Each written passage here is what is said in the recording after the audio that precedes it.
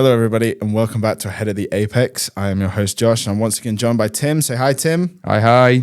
And today we are discussing a duo of Spanish Grand Prix. Indeed. The second of 3 Spanish Grand Prix for the MotoGP world, and the only Spanish Grand Prix. Soon to be a thing of the past. Well, we're going to Madrid. Yeah, we've got a double next year. Do we have a double next year? Madrid and Barcelona next year. I thought this was it for Barcelona. No. One more next year and then it's gone. Hang on. Why have we got Barcelona and Madrid next year, but Spa is going on rotation and Imola might not be there? Talk to Ben. I don't know. Ben. Yeah, Ben, we need to have a chat about the calendar because it doesn't make any sense. Done a great job this year. Next year, though. Yeah, it's falling apart. It's already falling apart, as has the topic of discussion for this podcast already. We've already diverged. Yeah. Such is the nature. Sub-minute. Such is the nature of the podcast. Okay. Firstly, MotoGP. Let's talk about MotoGP. Yep. So we are recording this on Monday the 9th. Yes. Because we did record on Friday, but that hasn't gone out yet. And this is going out later. So spoiler alert, some of the things we talk about in the podcast might have already resolved themselves by the time that they come out, but that's just the nature of the way we work. And it's difficult to be on top of things. So it was the Aragon Motorland GP yesterday in Spain, the home track really of the Marquez brothers. They are local heroes, and they had their local support. But we're not here to talk about just that Grand Prix. We're also here to talk about Yamaha because they were supposed to be bringing a new engine this weekend and didn't. A quite late change. A very late change. And they're not running it in the test right now. The test is happening right now because they seem to have committed to the inline 4.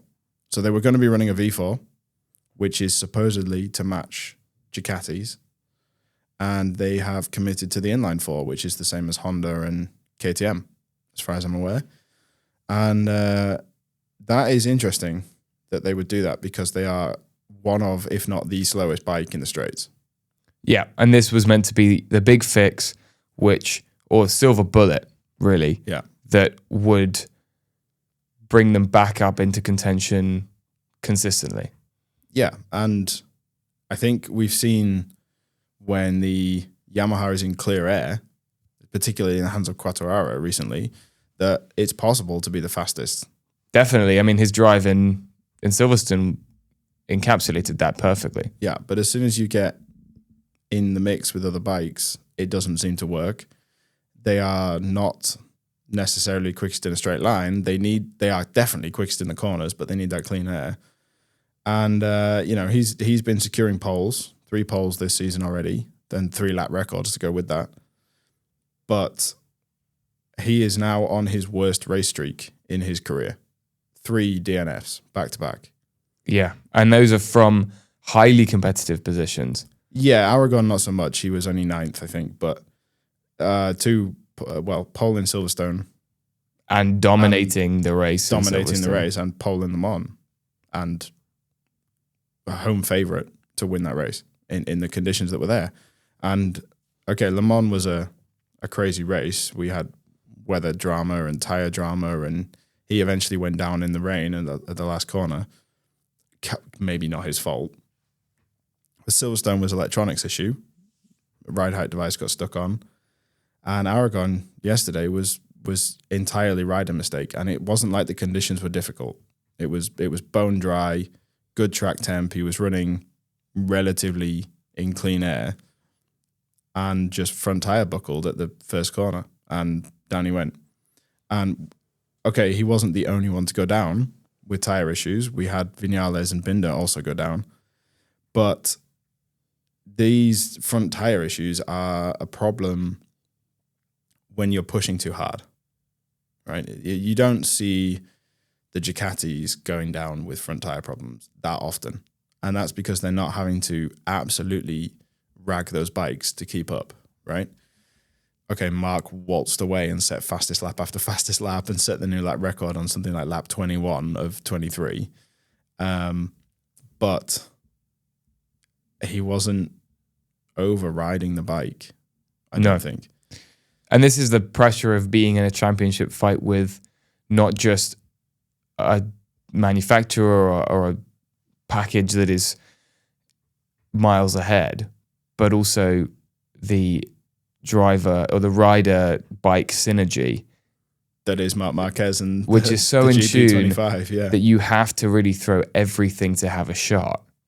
Absolutely. And it's an interesting choice from Yamaha, I think, because they are the only manufacturer that are testing multiple different things at the same time. They're the only manufacturer currently that can afford to do that. I think Honda probably could, but Honda take things slowly. They're more methodical. Despite the fact they're from the same country, they are very stereotypical about it in the sense that they have to show that the data proves what it is. They're not very experimental. I think that's the best description. And they never have been. And this was part of the problem with Marquez being there for so long, is that they implemented changes that the data showed would make Marc faster, and it did. So they were like, great, perfect. This is great. And then everybody else was struggling. So I think Honda probably could, but they're less likely to. But Yamaha, I think they're just going to throw everything in the mix all season long. When we'll see this V4 engine, I have no idea, because we don't really have many top speed circuits left in this mid part of the season, maybe some at the end. Mugello in 2 weeks' time is probably the last one for a while, because then we get into like Sachsenring and maybe Austria, they could deploy it, but difficult. It's just odd. I think it's just an odd decision from Yamaha, and that I don't want to spend too much time dwelling on what Yamaha are thinking, but currently they seem to have the fastest bike in qualifying at most tracks and one of the slowest in the race. And that seems odd. And particularly because Aprilia are the exact opposite. And it seems like they just need to put the two bikes together and be like, okay, we can take Ducati down if we take your bits and you take our bits and we make some kind of hybrid. But I only mention Aprilia because Bezzecchi had an absolute worldie yesterday from 21st on the grid, 22nd on the grid, to finish 8th in the race and the sprint. So that seemed to be his cap. He was definitely one of the faster riders yesterday. Flying to 8th and then stuck. Yeah. He was behind Aldeguer and Morbidelli and all that lot in the race, but they were some distance away. He was very slow yesterday in making progress, but Saturday was much better. And of course, he's coming off a few great results. I mean, winner in Silverstone, albeit under weird circumstances. But he's definitely flying the flag for Aprilia at the moment with all their drama with Martin and everything. I don't know what's got into him, whether he's been offered a bonus if he can make sure Martin stays there, but who knows? That would be a fun clause. I don't think they play those games at Aprilia. One man who had a phenomenal recovery from a period of very sub-prime form is Mr. Pecco Bagnaia.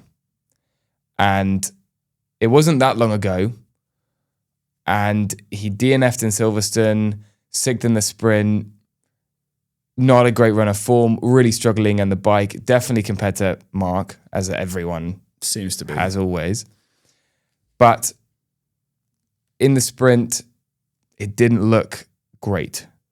He dropped from 4th down to 12th, finished outside the points, and described it as one of his worst days on track, which is interesting considering how bad Le Mans was, right? Yeah. Absolutely no points from either race. And you're right, it wasn't that long ago, even on this podcast, that we were going, what the hell is going on with Pecco Bagnaia and why is he so slow at the moment?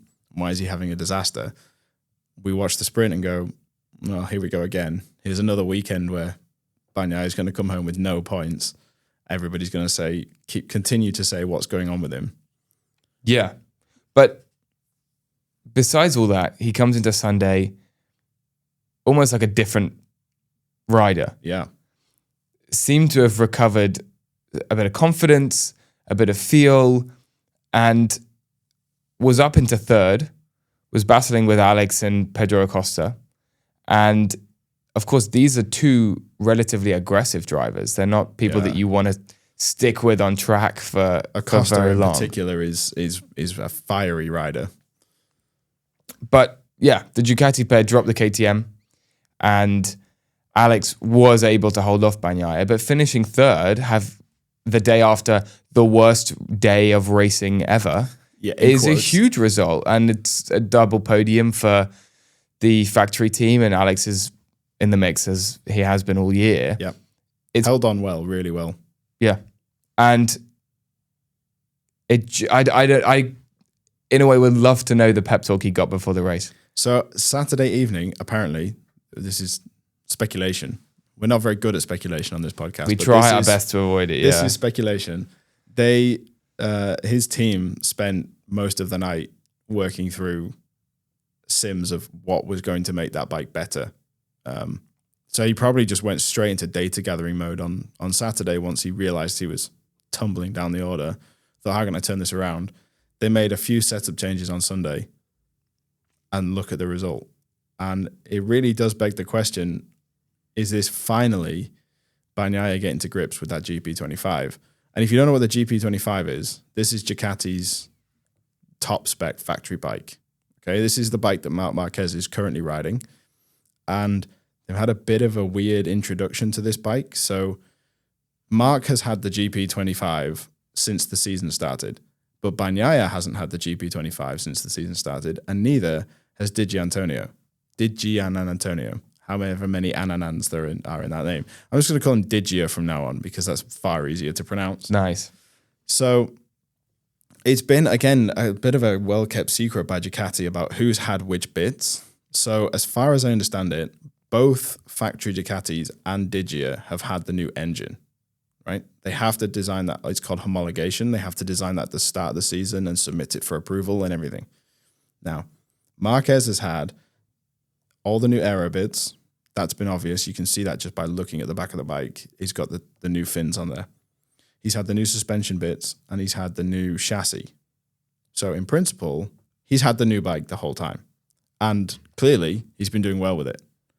But Bagnaia, he hasn't had the new bike the whole time. He's been missing the new chassis and the new aero bits at the back. So he's had this weird combination of GP24 bits that he rode last year and GP25 bits that Marc's been riding this year. And Marc's never ridden the GP24. So he went from last year being on a Gresini GP23 to, which is the satellite team for Ducati. So GP23 would be their 2023 factory bike, to riding a GP25. And he thinks, wow, this is great because it's so much faster than what I was on last year. And I can ride around some of the issues because I'm Marc Marquez, right?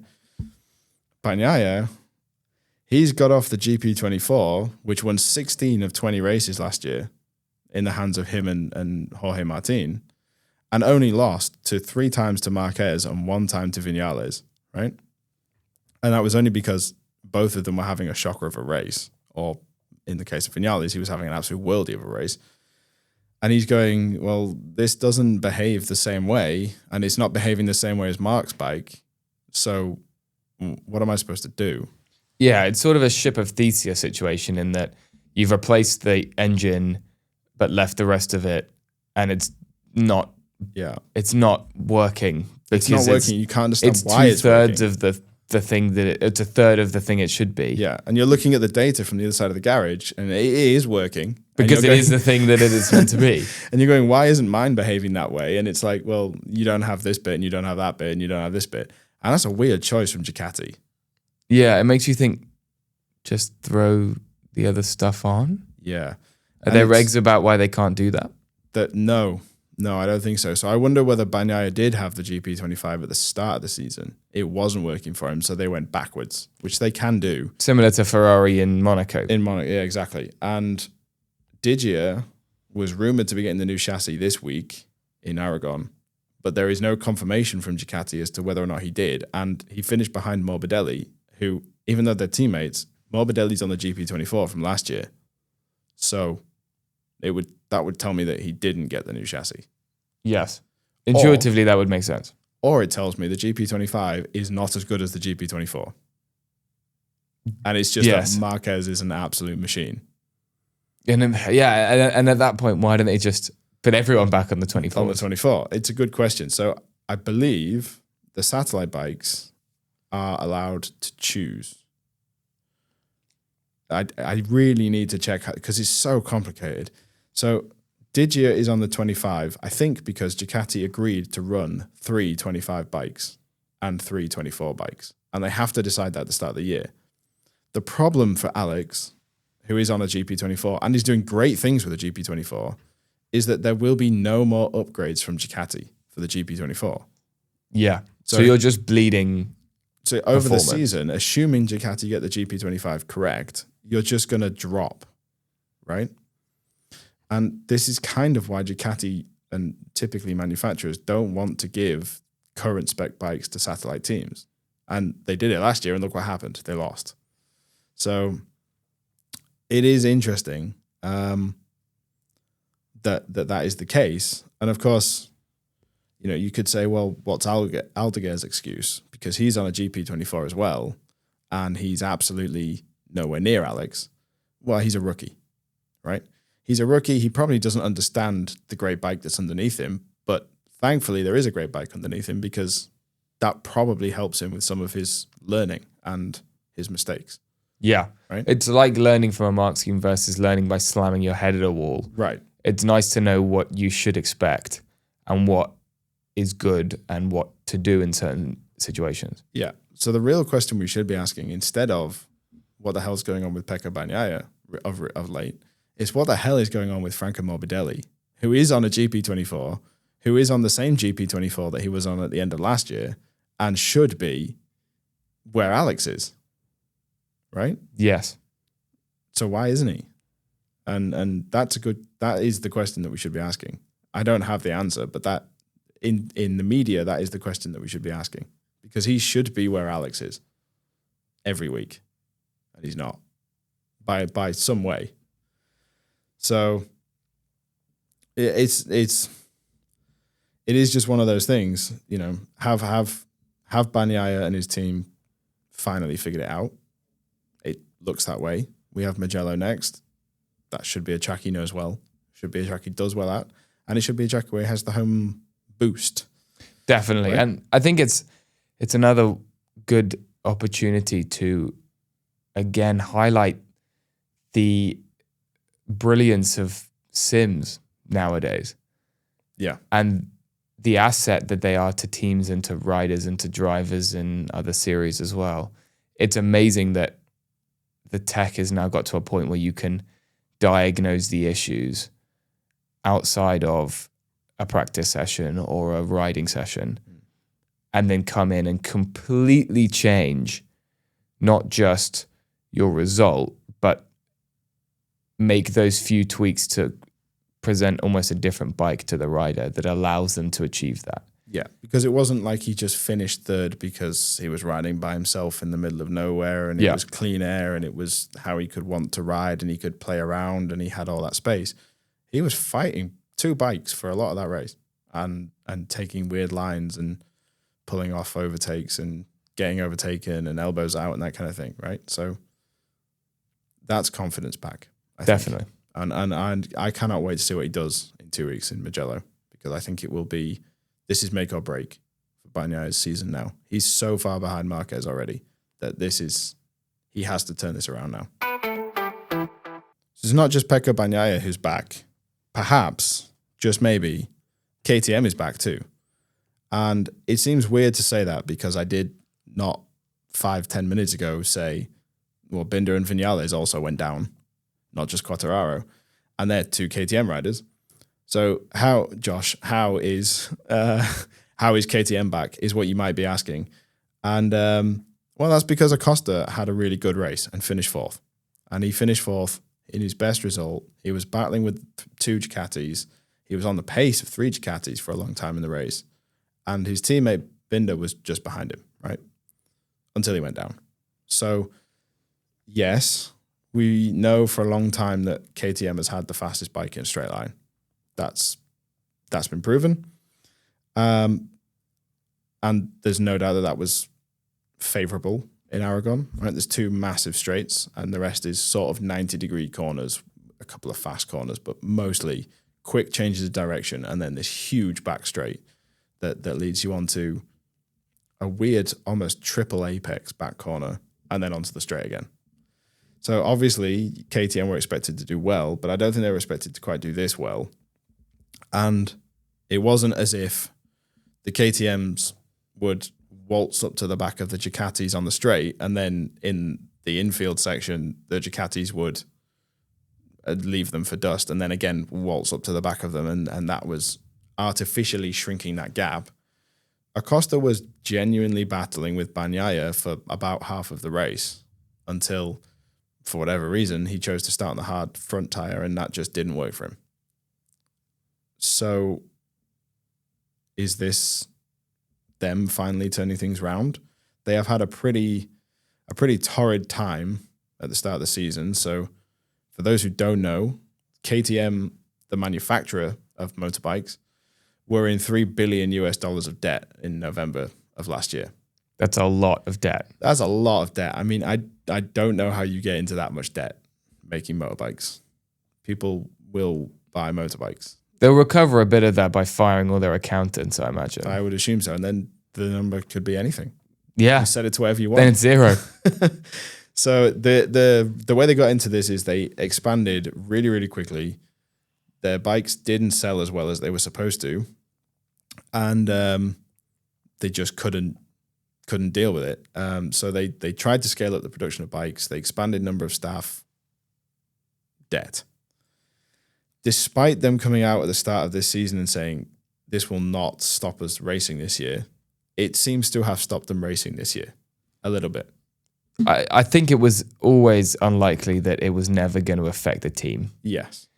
And it was always going to be in development. I think that they weren't going to lose riders or mechanics or team people, but development was always the first thing that was going to go. Yeah. And it did look like the development on the RC16 did stagnate, especially at the beginning of the season. Yeah. And I remember them sort of they had this weird, so they're the ones who have the spoiler on the back of their bike, more so than the fins that are on the Ducati.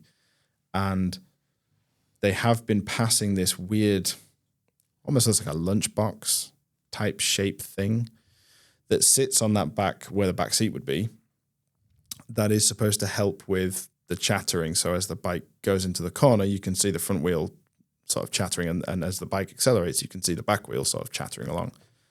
And they were passing it around every single rider. They had one of them, and it was just, okay, today we'll run it on Brad's bike, and tomorrow we'll run it on Pedro's bike, and then we'll run it on Maverick's bike, and so on and so on. They didn't really know what they were doing with that. That was their development phase. But you're right. It felt like a resource problem. It was as if, okay, we have this idea. Instead of testing it with everyone and then getting all of the information, we're forced to test it on an individual basis over a period of weeks or months. And then that was going to diagnose things, which makes no sense because you're talking about different tracks, different conditions, different riders. It's not going to be comparable data. Yeah. So yeah, it felt like there was a resource problem which spawned out of this debt restructuring. Results-wise, when you've got 2 riders like Viñales and Bastianini in your satellite team, who are riders who need, a bit like Pecco, who need a bike in a certain way to really shine, well, that's half of your data gathering gone because the bike's not right for them. And, yes, Maverick had a great race in Qatar, but nobody understood why. Nobody at KTM was like, right, this is what we need to do, because at the next race, he wasn't anywhere on that pace and hasn't been since. Yeah, teach a man to fish. Right. But last month, I'm going to mispronounce the name. They are an Indian company, and I do apologize. I want to say Baja or Bajaj. I don't know quite how to say that. They're a company who have worked with KTM in the past, and they agreed to give 600 million euros, so 800 million in total, as a lifeline, to KTM to, in their words, keep the lights on and help to keep racing. And while KTM haven't necessarily announced any major upgrades, the last few races we've seen some more consistency in performance. There's definitely been an upgrade in results. Right. If not in the machinery itself. It certainly looks better on track than it did. So we had Acosta and Vinales finishing 4th and 5th in Le Mans. That was around the time of this bailout. So hard to know. But again, crazy race and difficult. Is it a one-off? But Acosta was 6th in Silverstone. Which again, huge improvement. The other KTMs were either down or out of the points. Acosta 4th yesterday in Aragon. And on merit too. So no crazy races, no riders in front of him falling off, nothing like that. Nobody in the top, well, Binder was the only one in the top 5 who fell off. And he was already behind him. And that Binder crashing out of 5th, we've said was likely overheating at the front tyre following another person. Track temperatures were hot. We saw increased tyre wear. Fine. That happened. Vinales, same. But they were both running in good positions, and Bastianini also got points in 12th after a poor qualifying. So that does tell me good things. Yeah. That's consistent top 6 points finishes for Acosta in 3 races. And that comes, remember, as we said at the start, after Yamaha having 3 terrible races. So that's a good thing for KTM for sure. And then, Aprilia struggling on Saturdays. Well, the KTM factory team are now sitting in 4th. They are indeed. And with a comfortable margin in front of LCR, Honda, and Yamaha. Yeah, so they've got, and that's the satellite Honda team. Yeah, so they've got 15 points to Honda and 21 points to Yamaha. Yeah, which is impressive. So it's a margin to feel slightly comfortable. Yeah, and their satellite team are only 4 points behind Aprilia's factory team. So their Tech 3 are in 8th, Aprilia are in 7th, and the factory Honda team are even lower than that, so 10th, and the satellite Yamaha team are last with 37 points. And remember, that's the team who won the Riders' World Championship last year. Yeah, wild. With Ducati. So Honda sit second in the manufacturers' standings with 119. KTM are a close third with 106, and Aprilia in 4th with 103. Yamaha bring up the rear with 89. Ducati are leaps and bounds ahead with 282, so over double what Honda have to be expected. But KTM haven't had a race win this season, and they are... and it looks like they have 13 points behind Honda. It looks like they have, and they haven't. Yeah, which it just shows the benefit to just finishing consistently. Just trying to finish consistently. Yeah. And actually, perhaps not throwing a different bike out on track every week. Yamaha. Just saying, consistency. You said that like a slur. Yamaha. The bike may be rubbish, or it may have been rubbish, but it was consistently rubbish. And the riders... And they could then work on that. The riders can work on that. And they can all agree on a direction. Whereas if you've got Quartararo out there putting it on pole and you don't know why, and then he's not finishing the race, do you understand your bike? Really? Yeah, so just to finish the KTM bit, so Mugello is next. We've said that a couple of times, and that is another straight line speed circuit with fast corners that should perhaps suit KTM's setup and Quartararo's riding style. So I'm expecting, basically, I'm hoping Bagnaia versus Marquez. That'd be nice. And behind that, maybe Alex versus Fabio and the KTMs. Yeah. I think that would be a good story. I think that's a good story. I'm hoping for it, and we will... We'll let you know if it happens. Yeah, we'll have a recording just after Mugello, so our next podcast will include Mugello. Yeah, so we'll keep in touch with this. And man, I love the Mugello circuit. It's one of the better ones. It is beautiful. So let's move to F1. as you said in the introduction, we've just come off the Spanish Grand Prix in Barcelona. Which is, people tell me, a boring track, and obviously there is nothing to talk about. There is nothing to talk about at all. This is going to be very, very quick. All right, roll the credits. And thank you guys for listening to this week's episode. No, but the first, as is almost customary in this season, we have some qualifying drama. Brilliant. And this time we focus on Mr. Lance Stroll. Because we haven't done that enough on this podcast. I was just about to say, we talk about him a lot. When I go through our Instagram, for example, he ends up featuring several times. Yeah. Well, at least you can reuse the picture of Stroll.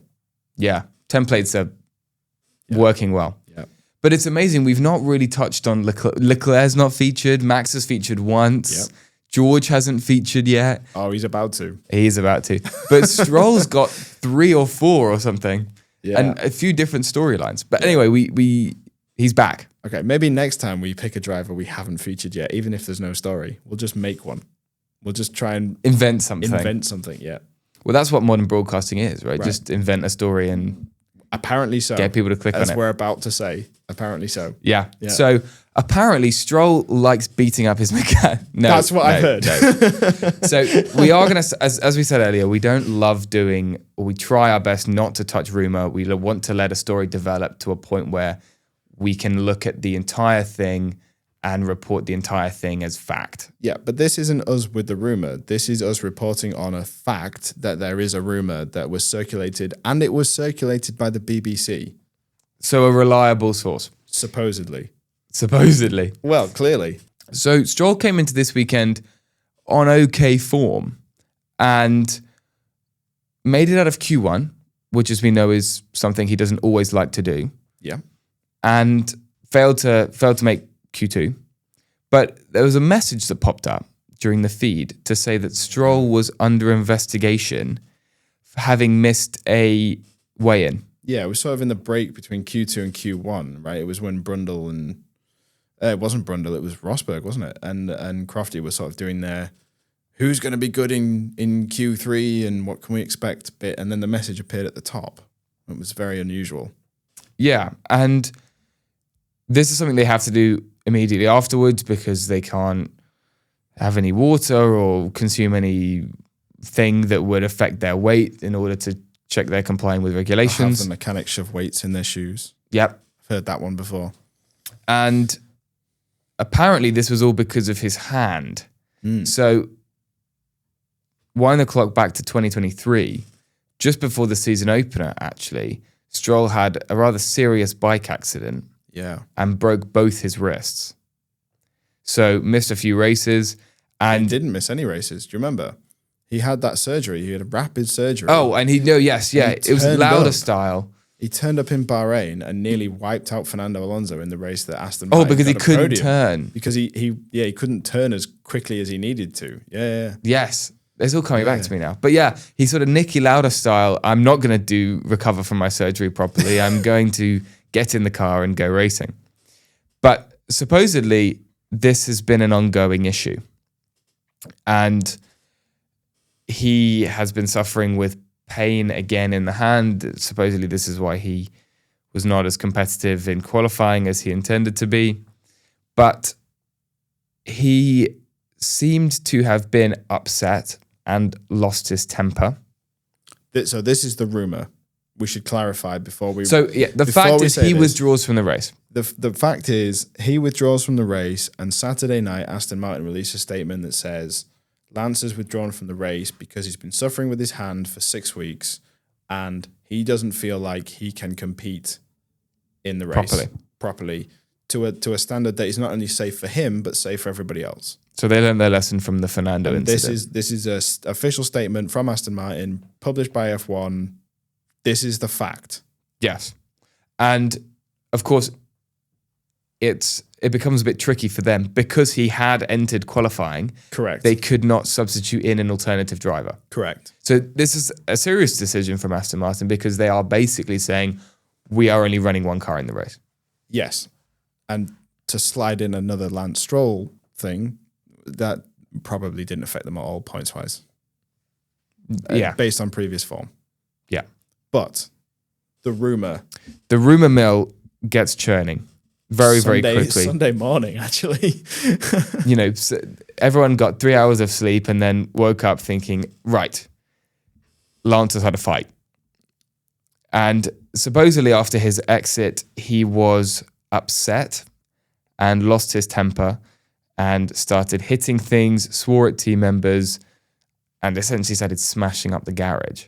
Yes, and the BBC rumor stated that this hitting things in the garage and throwing things around is what reignited this old hand injury. So, to clarify, the hand injury bit stays the same, but the source of the hand injury is what the BBC are insinuating. Yeah, and the time period is not the 6 week. It's 2 minutes after Q2. It's a 4 seconds after he punched the TV monitor. Yeah. So this isn't the first time that Lance had a moment where emotion had got the better of him. Yeah. And that's the theme of the episode, I think. Back in Qatar 2023, he'd pushed his personal trainer and rather dramatically threw his steering wheel out of the cockpit in quite a offensive way. Yeah, and this was his personal trainer trying to get him to make sure he went to the weighbridge to go and get weighed so that they didn't get this fine from the FIA for not getting weighed. But he doesn't want to see his weight. He just doesn't like the weight bridge. He doesn't want to see his weight. That's what he hates being weighed. I get it. Yeah. But then, as you have to in the modern day, Aston Martin get wind of these rumors. Yeah. And they start making statements shutting them down. Well, before even Aston Martin get wind of the first rumor, another rumor emerges that says, actually, he was upset, but he wasn't hitting things. He didn't swear at anybody, and his hand really is injured. So the halfway house. The halfway house of like, okay, maybe he did hit one thing, and that's where this rumor has come from, but that didn't injure his hand. His hand is also still injured, and that's why he was upset, is because he feels like he's letting everything down. Yeah, it's not this Kylo Ren episode 7 lightsaber to the control panel. Yeah, right. Beat down. Yeah. But, and this was then, or this halfway house position was confirmed or sort of reinforced by the fact that some team mechanics came and said he definitely didn't insult any team members. It's not really in his character. And the damage was nowhere near, or it was virtually non-existent, let alone as dramatic as it had been portrayed. Yeah. So just to summarize, the level of information we have is we have official Aston Martin PR team saying he's just withdrawn from the race, and F1 saying he's just withdrawn from the race. In the middle of that, we have the BBC saying he's been hitting things and swearing at people and shouting at people and whatever else he's been doing, and that's injured his hand. And on the other side, we have sources, unnamed sources, and one named source in Aston Martin saying, yeah, he was upset, and yeah, he maybe hit something, but that's not what injured his hand, and he definitely didn't swear at any mechanics. That's not what he is. Yeah. So why do you have two sources from Aston Martin saying different things? That's weird. And why is the BBC focused on this temper tantrum, that whatever you want to call it? That's also weird. Yeah, Andrew Benson. So what's the truth? Which one is the truth? Because I would have believed the Aston Martin statement of 6 weeks of hand injury and now he's withdrawn from the race if people in Aston Martin hadn't come out and said something slightly different. As in the people on the ground. That's weird. I think, as with everything, it's always going to be in the middle somewhere. I reckon he probably just threw his water bottle across the room. And twinged his wrist. Yeah. It's almost guaranteed to not be as dramatic as it has been gossiped about. Yeah. So I tend to lean toward the Aston statements. Yeah. And on the basis of that, assuming his wrist is still a liability. It would be such a shame for him to miss his home race. It would. But if that needed to happen, they do have a few options. Well, they do and they don't, right? Yeah. But this is the sticky situation they find themselves in. Djokovic and Van Horn, which are their quote-unquote official reserve drivers, yep. They are both set to race in Le Mans. Yeah, which is the same weekend. And their third reserve driver is Valtteri Bottas, who is the reserve driver for everyone driving with a Mercedes engine. Yeah.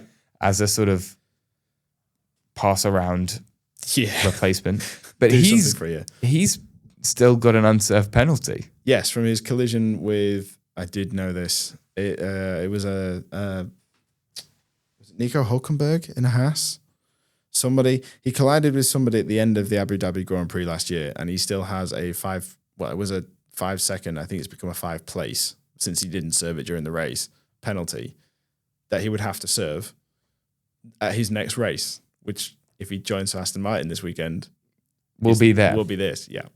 So Van Horn has come out to say he will drop out of Le Mans.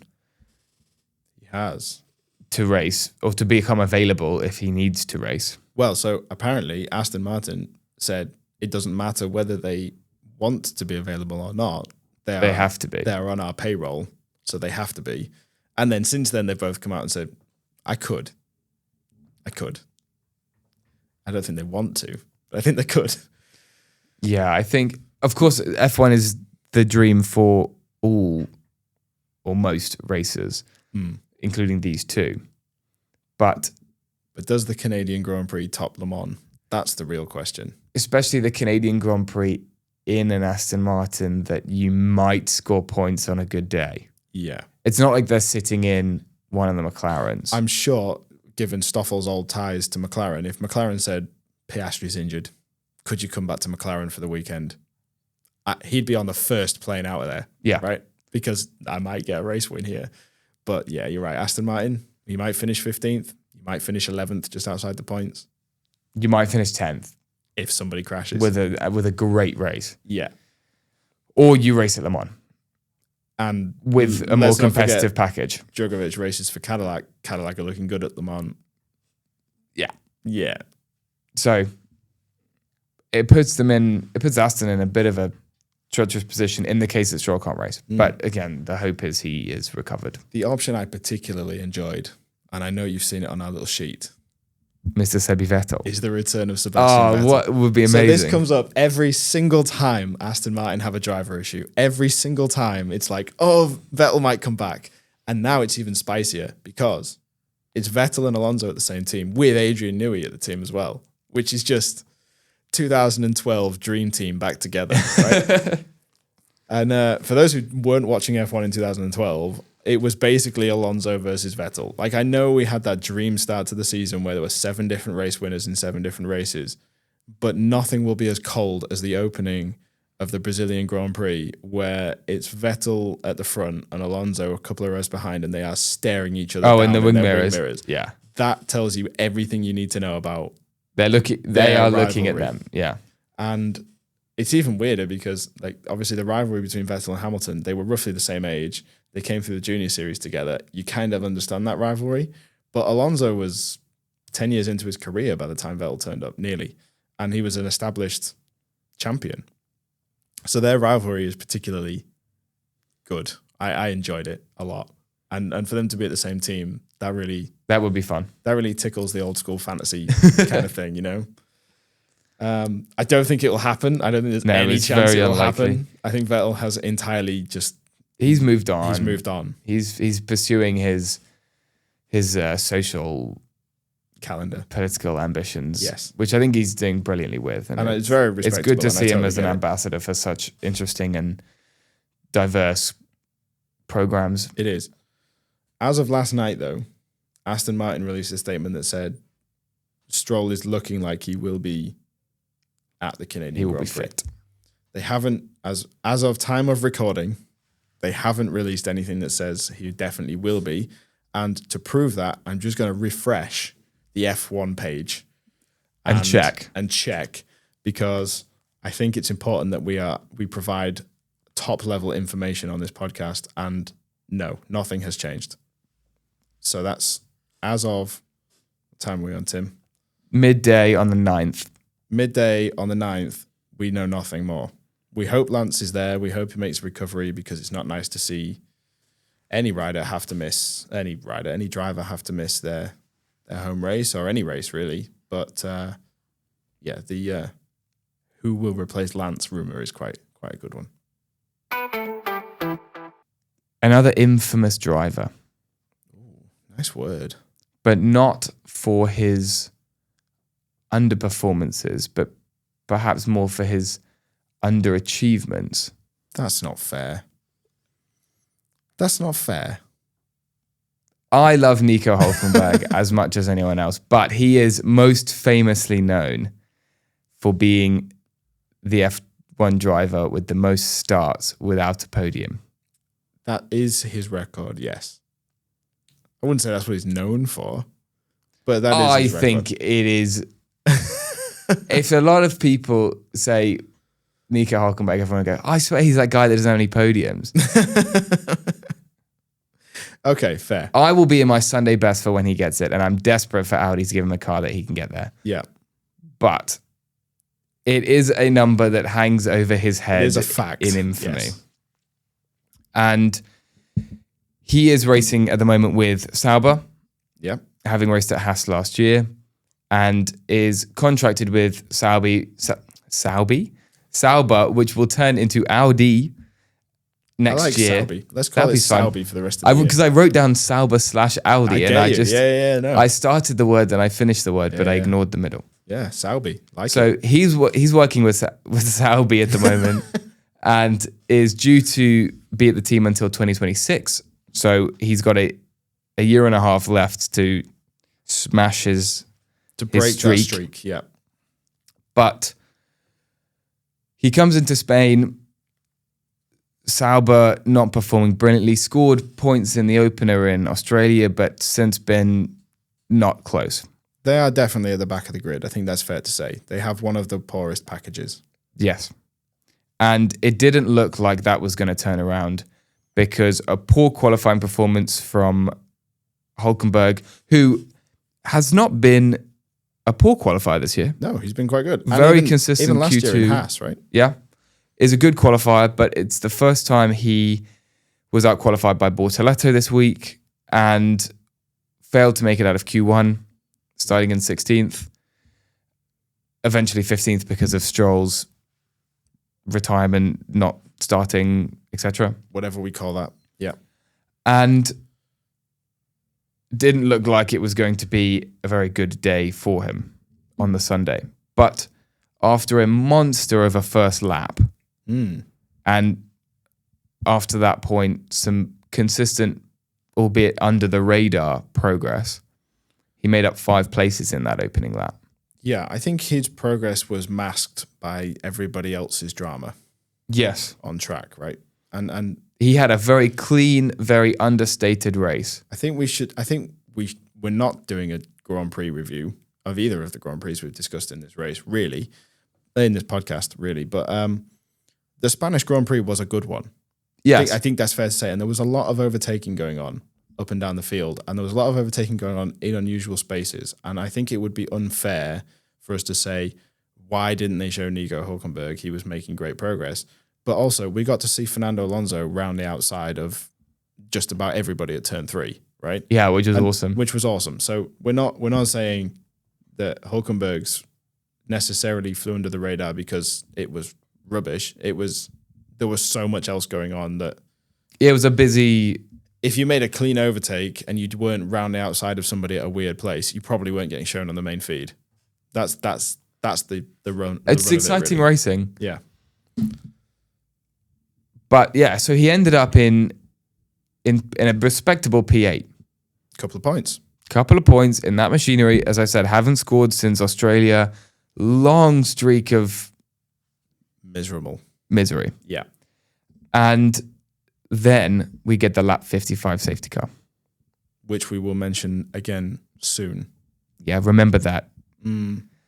Which all came out because of Antonelli having a another power problem. A third issue in 3 weeks, Crofty. A third issue. It's not 2 issues, it's a third issue. It's 4 Mercedes issues in 3 weeks. We should clarify that. Yeah, so they had the Antonelli DNF in Imola. Yep. We then had George in the tunnel. Battery issues. And Fernando in Monaco as well. And then that's 4 Mercedes power unit issues in 3 weeks, not 2 for Antonelli. God, honestly. Sky TV. Anyway. Safety car comes out because he just sat in the gravel. Yep. I mean, what was he supposed to do? No, no, I didn't mean that as it was incorrect. I just mean it as he was sat in the gravel. And at this point, everyone comes in to change tyres. Nico had some spare sets because of his early qualifying exit, which remember that as well. Not the only one. And he then is sat just behind the top guys. Yeah. Then restart, some drama at the restart. But a lap or 2 later, Hulkenberg gets a lovely run on Hamilton and has a clean overtake on the straight, which pulls him up into 6th. Which I think if you told anybody that this year the customer Ferrari kick Sauber dustbin would be overtaking the factory Ferrari, to put it in bike terms, then I think everybody would have laughed you out of the room. Most likely. Here we are. And he finishes P6 on the road, which is just a monster result. A great result. For a team that has really been in the thick of it. Why did you say P6 on the road? Because there was a penalty applied to the reigning world champion and dropped him down and promoted Hulkenberg up into 5th. But before we jump into that, because we are so keen to jump crescendo into that moment, Hulkenberg himself demonstrate or credits the fact that he had the extra tires. Yep. With this ability to overtake Lewis. Very important. Basically.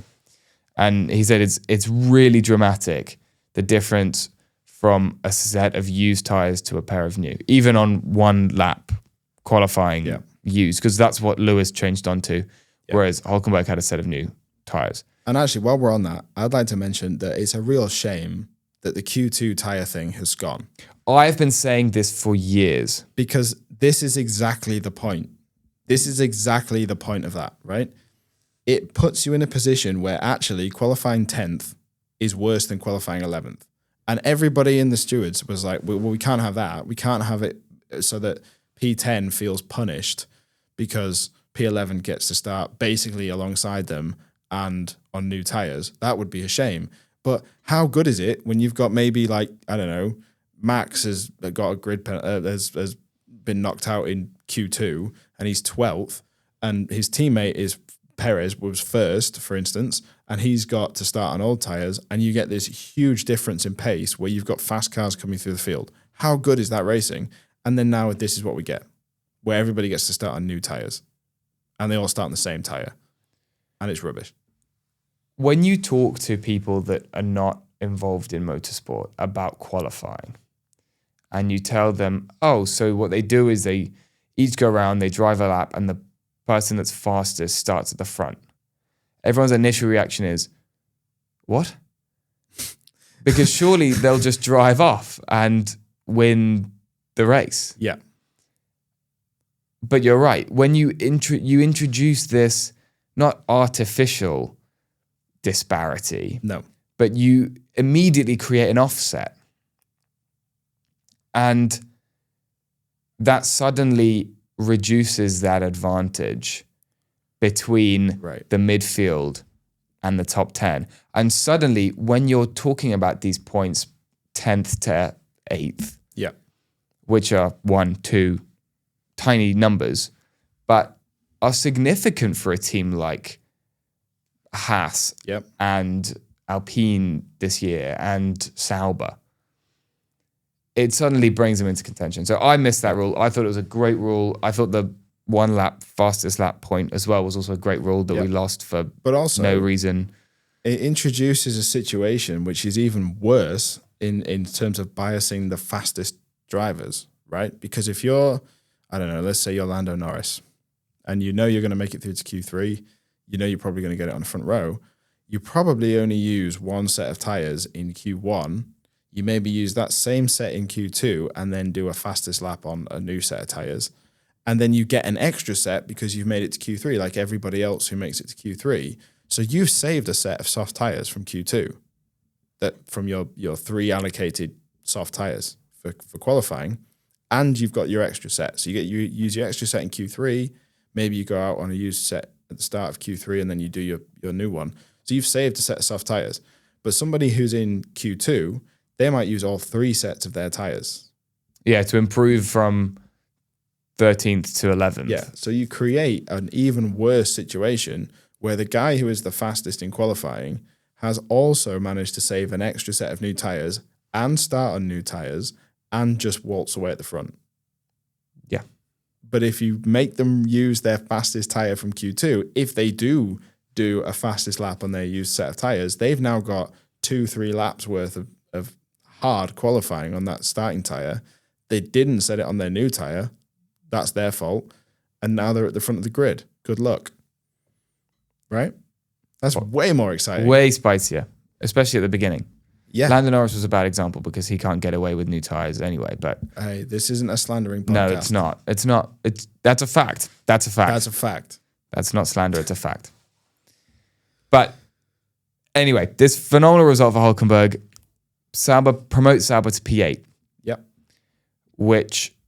And they over doubled their point score. So Australia, they scored 6, and in Spain, they scored 10. So they're now sat on 16. Which is tied with Aston. And what? Yeah. And has overtaken Alpine. Okay, well, I understand that. Yep.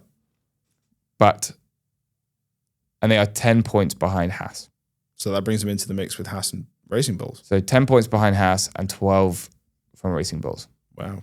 So suddenly you've got 16, 16, 26, 26, 28. Yeah. It's a really, really close midfield. The midfield is everybody, right? Apart from Ferrari, McLaren, Mercedes, and Red Bull. Yeah. It's the other 6. And they are really a stone's... They're a good result away from significant gains or losses. And that's quite exciting. It is exciting. But again, it's to your point about Q2 qualifying tyre, it makes it more difficult to have those kind of results, which is a shame. If you're a fast starting Nico Hulkenberg on brand new softs from 11th place, you might be able to make it up to sort of 5th, 6th on the opening few laps and then hold that advantage. Yeah. Yeah. But you can't now. Shame. Thanks, Ben. Okay, Tim, let's stop it. Let's stop teasing them. Let's stop. Let's do it. Okay, let's go back. Lap 55. Charles Leclerc overtook Max Verstappen. No, I'm kidding. Let's talk about Verstappen and Russell. That's what everybody wants to talk about these days. And ethical racing, ethical wheel is currently trending on Twitter and has been since the Spanish Grand Prix. Agreed. Which is just clips of everybody's favorite driver pulling off an overtake that didn't involve colliding with Max Verstappen, which is cyberbullying. That's horrible. That does feel mean. But yeah, let's go back to that late safety car. Lap 55. Max is sat in P3. And as does... On a worldie of a 3-stopper. Yeah, so that's a good point. He has been put on a 3-stop. Hannah has been cooking on the Red Bull pit wall. Ambassador for women in STEM everywhere. She is phenomenal. And we're the only team to attempt it. And it goes brilliantly for them. Up until the safety car. Yep. Everyone then comes into pit. Obviously. McLaren do a lovely double stack. Max is then forced to pit. And the 2 Ferraris pit. George pits in 5th. And we get the best radio message for a long time. From? Max. Mm. The hell are these tyres? They're the hards, Max. Which supposedly was their only option. Supposedly so. I struggle to believe that was the only option they had. I think it was the only fresh option. They had fresh inters. Oh, why didn't they do that? They should have put the wets on. Whoa. But that to me at the time really indicated that the tire deg on 1-2 laps was huge from qualifying. Because I assume they had some used softs. But they would have had whatever he used in qualifying. But they didn't want to put on used softs in favor of putting on a new hard. And you would have to assume there's simulation work in that. You have to assume that, but we have also mentioned on this podcast in the past that indecisiveness is a lack of confidence. So is being like, well, it's a new tire, it's the only new tire we have, is that the easy option rather than Max can make this work on the soft? Yeah, that's gamble. But because he is now running on hards and everyone else is running on softs, he immediately is at a disadvantage on traction. And furious. And livid. And absolutely furious about it. Because he's run an absolutely great race, right? We shouldn't understate this. The Spanish Grand Prix is hot and it's difficult. And since they removed the slow section of the track, it is flat out from lights to finish, right? And it's high Gs, it's fast corners, long, fast corners, hard on the neck, hot. Your drinks bottle is hot after the safety car because now the race is even longer, so it's even hotter. Everything is hot. You are sweating. The drivers looked physically drained after that race.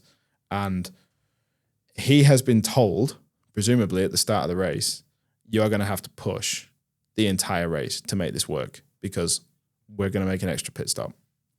So he's already pushed harder than everybody else in that race. And then now, because of a decision that he didn't make, he is staring down the barrel of 6 cars around him on soft tires and he's on hards to do, what, 11 laps? No. 50 yeah, so from 55, yes. From 55 to 66. There was 6 laps after the safety car came in. Yeah, it stayed out forever for some reason. Because that's the theme of this year, long safety cars. But, yeah, so he's fuming. Piastri restarts just before the final corner. So they're racing into the final corner. Max gets this horrible snap and immediately, yeah, he was perpendicular to the track at one point. But Charles, who's behind him, is able to get a good run. Yep. And even without DRS, because DRS was not enabled straight after the safety car, is able to overtake. Yes. After a tight mini collision. Leclerc definitely drifts left. There is absolutely no defending Charles Leclerc on that one. Yeah, he's fighting for... They're both fighting for the Norris slipstream. Yes. And Charles moves in. They collide briefly. No damage, I don't think. But no, I think it was wheel to maybe the front of Max's floor. But and I think, given Max's history and relationship with Charles, that had he not just been perpendicular to the track and had he not just been put on hard tires, Max would be totally fine with that overtake. Yes. Max is always of the opinion rubbing is racing. Right? Yeah. And the way he and Charles battle is like that. Yes. So I think Max is totally fine with that overtake. But this is third trigger in the less than 30 seconds, right? He's on hards. He's had a bit of time to process that. He's just been facing his own pit garage on the last corner, and now he's being rubbed up against by Charles Leclerc. So that's a lot to deal with. Yeah, and it gets worse. Charles Leclerc rubbing up to you. Yeah, yes, that is a lot to deal with. And it gets worse because into turn 1, George takes a very big aggressive lunge. Dive bomb. And while I don't agree with everything Nico Rosberg said at the weekend, he is right in that George was not in control of that car. And while he was technically ahead of the apex, nice plug, he was not in control of that vehicle. And therefore, it wasn't his overtake. No. You have to be in control of your car to be able to pull off the Max Verstappen ahead of the apex. I thought that the way they explained that rule was really clear. Very clear. That's the most clear I've ever heard it. There are 3 parts to it. Yeah. You have to be up and alongside. Clearly. Front wheel to wing mirror, right? That's the... Yeah. At the apex of the corner. Yes. You have to be in control of your vehicle. Yes. And... within the white lines. Exactly. Within track limits. Yeah. And George was 2 of those things. So that's the rule. So the front wheel to wing mirror is the rule for, do you have the right to space? The question then comes in that if the other car leaves the track because of what you did, it was your corner, is the being ahead at the apex, and that is the other way around. So that is their front wheel to your wing mirror, right? It's essentially, are you ahead at the apex? And this rule has been so well explained that we even started a podcast called Ahead at the Apex because they just kept calling it Ahead at the Apex. Yes. And what it should be called is front tire to wing mirror within the white lines and in control of your car. How would we abbreviate podcast. that for a Twitter handle? I don't know, but we should change it one day on April Fool. But George was in compliance with 2 of those, but not the third, being in control. Correct. And Max turns in for the corner, George hits him, and Max scurries off in the escape road. Yeah, so now in the length of one straight, which takes all of about 15 seconds to do, Max has been sideways, hit by Leclerc, and now hit by Russell. So he is fuming. 4 of fury. He's then told, because he takes to the escape road, he's then told that he has to let George through, which he knows is not the case. And he goes ballistic. He knows that George was not within that ahead of the apex overtake restriction. He just knows he was not. Right? He was not in control of his car. He knows that wasn't right, and that he's not supposed to do that. But the team are telling him over and over again to let George through to avoid a penalty, right? So a little bit of doubt must creep in and go, actually, am I wrong? But they have all the angles. They must know. Perhaps the stewards... The team at Milton Keynes are reviewing every angle, slow-mo, everything. And after a bit of time... he lets him through. He slows, which looks like he lets him through. And Max has done this before, where he lets someone through at a tactical moment on track and then is able to get past again quite quickly. Yes, but what he's forgetting is the 2007 ruling, amateur, where, and this is Lewis Hamilton's fault, actually, so this goes back to Lewis Hamilton. At the 2007 Belgian Grand Prix, Lewis takes a dive at Kimi Räikkönen, misses the corner, but in doing so, he cuts the corner in such a way that he then gets a better run into the first corner and overtakes Kimi again. And the stewards decided that's not okay. You can't immediately yield a position to gain an advantage to then take that position back. And that's been a rule since then. So if this is what Max was doing, that's wrong. He can't do that. But yes, so if that is what he was doing, he then slows. George sort of slingshots around the outside. Mm-hmm. And as George gets his nose in front, Max just hits the gas. Yes.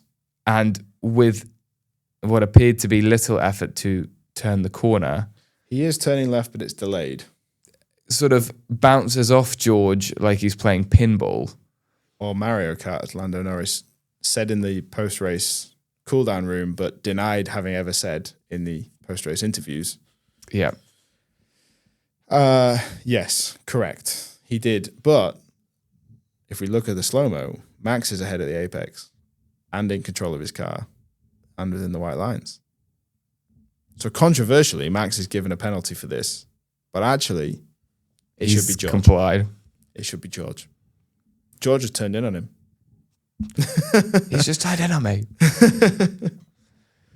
And, well, Nico who was on, as you said earlier, was on commentary, was absolutely livid. Livid. Screaming black flag as if he was naming all of the Assassin's Creeds. And which is very, I think Nico's forgetting some of the things he's once upon a time done, because he's pulled a very similar move at turn 3 at Austria on his teammate at the time. And the Kemmel Straight at Spa, and certain things like that. So I think Nico is right to be changing his opinion in the commentary booth, but he's forgetting his own past, I think, a little. Yeah.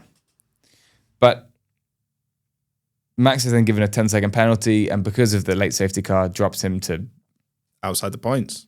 10th. 10th. So scores a point. So his streak of finishing 7th or above is gone. But controversially, the stewards then, at the end of the race, they did the review of the incident at turn 1, didn't they? And they said, George was not in control of his car. We weren't going to give you a penalty. Yes. And Red Bull sort of made the error there. And actually, Anthony Davidson then did a post-race analysis on Leclerc's overtake and said Leclerc should have got a penalty. The stewards disagreed. But while the commentators were shouting that Max has been abhorrent, their man on the ground, AD, was Big AD was saying it was actually Leclerc's fault and was trying to justify why Max was okay. So interesting. Definitely an interesting mixed bag. We do want to end this podcast, though, by talking about why perhaps it's understandable what happened to Max Verstappen and why this is systemic in Formula One. Because Max is now a multiple world champion. And this is not the first time we've seen an incident of this sort. Correct. And it typically does tend to be world champions who have these red mist moments. And perhaps is that something that is needed to make somebody a world champion? So I'll give you an example. Nigel Mansell, who is well regarded as being a calm head,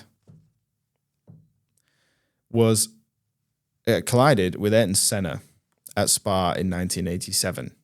And the result was both of them span and DNF'd. Mansell thought Senna was at fault for this. And after the race, he went down to the Lotus garage to give him a good speaking to.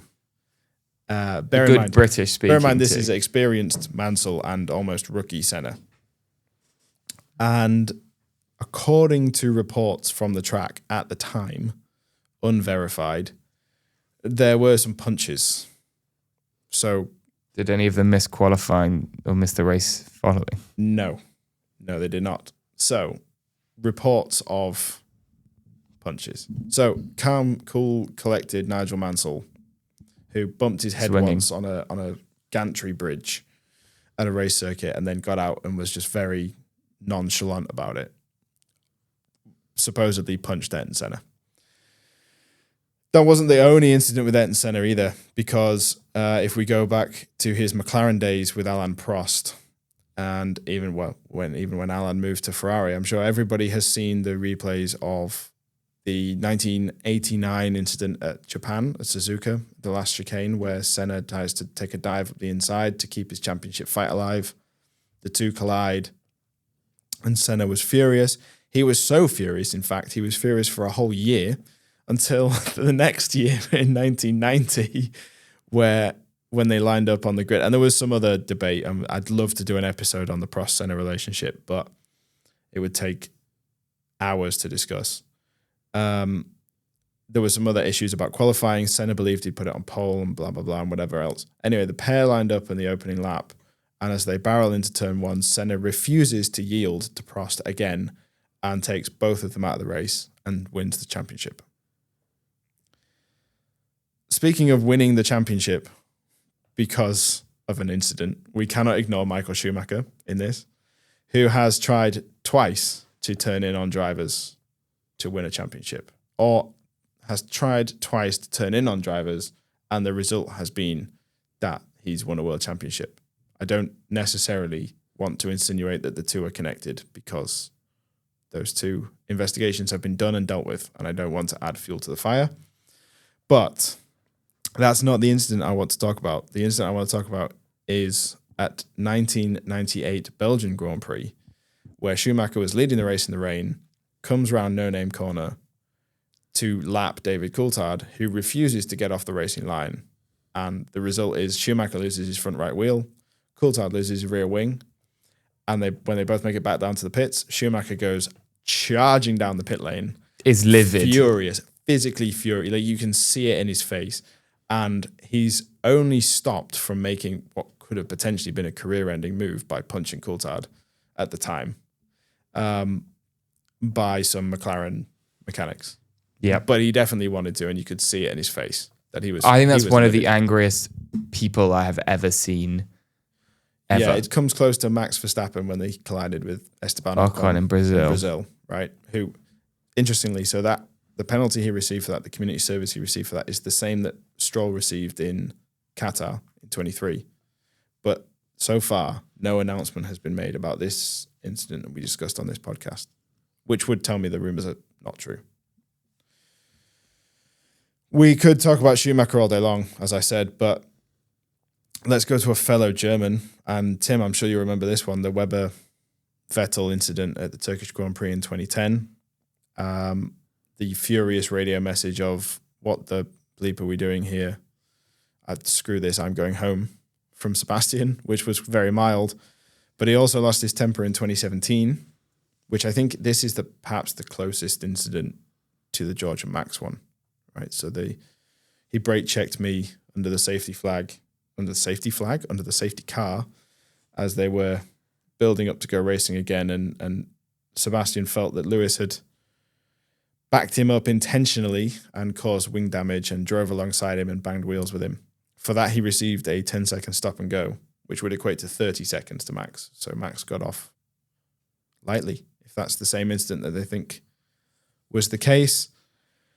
And finally, Max and Lewis, bring Max back into this. So I think perhaps most of our listeners who are recent fans will remember the 2021 season, which was just a demonstration of skill and warfare between those two drivers that climaxed really. I don't even think it climaxed in Abu Dhabi. I think it really climaxed in Saudi Arabia. And at one of the safety car restarts, Max had defended over the turn one curb, and then Lewis had tried another move, and again, same defense. And Max had been asked to let Lewis through because he had defended off track. Max was told to do that tactically by the team, which means make sure you get DRS in the next straight, basically. So he slowed on the back straight. Lewis has played these games many times with Alonso and Schumacher and Button and all sorts of people, so he wasn't falling for it. And whichever argument you believe, whether there was enough room or not, the fact is the trace showed that Max did indeed hit the brakes. And he did that perhaps to get DRS. And he was deemed at fault. But the result was that Lewis ran into the back of him, lost a bit of his front wing. Max lost a bit of rear downforce. And the penalty that Max received for hitting the brakes lost him the race. If he'd have just done that, he could have finished second in Abu Dhabi, and they would have finished on level points, and he would have won on countback. Live and learn. Yeah, that's it. So, there's a handful of times where multiple world champions have indeed lost their cool. It's not unusual to see. It's not a big drama. It doesn't need to be a big drama. This one feels like a bigger drama than it is. But I think it feels that way because it's George and they have history. Yeah. There's a storyline that journalists can run with. And they have the collision in Baku. They have the collision in Texas. Borderline violence. I've seen that clip circulate constantly. So I think if it had been anybody else, I think this story is a non-issue. But I think it's because it's Max and George, and those two have history. Yep. Max was obviously given a penalty. He's now on 11 penalty points. Some people are suggesting that perhaps he was trying to get to 12 so he could take Djokovic's place in Cadillac for Le Mans. And then now that he is a available. Yeah. But that's not the case. And Max is going to have to do the Canadian Grand Prix. And I'm sure we will see a fiery Max in Canada ready to absolutely annihilate everybody. Not physically, just time-wise. Yeah. Because that's Max, right? That's what Max needs. Yeah, he recovers well from these sort of incidents. Correct. And that's it. That's the end of the podcast. That's it.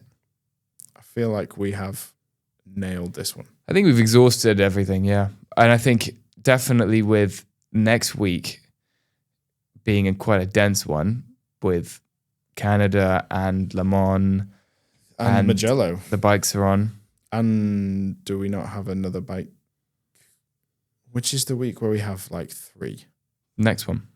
No, we have 3 races or something. The bikes are about to start a triple header, and then the week after F1 starts. Double. We've got double, but they're staggered by a week. That one will be a dense one as well. Yeah.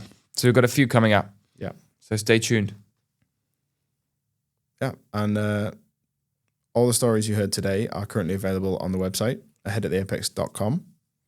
And we will see you next time. Peace.